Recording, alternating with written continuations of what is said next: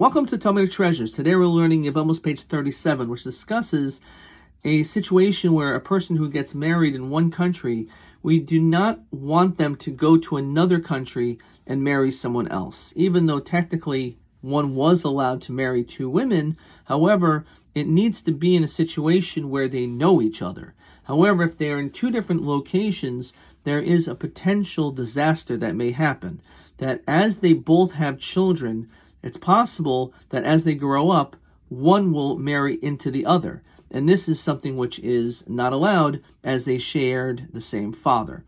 On this, the Talmud wondered because there was actually these great rabbis that seemingly would go to another country, and when they went to this other location, they actually would go and marry someone else. And the question is, why would they be allowed to do that, which clearly goes against what we just said?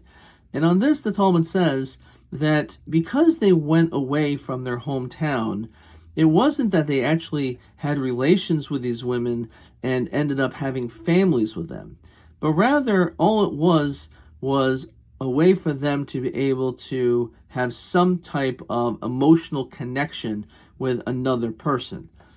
But not that they would act upon it and actually have children with them, which teaches us an important concept that the Talmud says here and in many other places regarding what's called pas basalo, literally, bread in one's basket. Better for a person to have bread in their basket than someone who does not have bread in their basket. What does that mean? So in this context, it means that if he would not have this woman who he'd be married to, then he would be constantly engaged in all of these thoughts. And because of that, the fact that he has permission to be with this other woman, it will actually take away from his feelings of wanting to actually be with someone other than his original spouse in his original country. Now, because of this, we actually apply, it's a very interesting psychological discussion, whether there is this concept in all matters of pas basalo.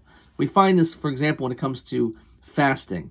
You can eat a huge meal, and right before Yom Kippur, right afterwards, you're hungry because you know you're not allowed to eat.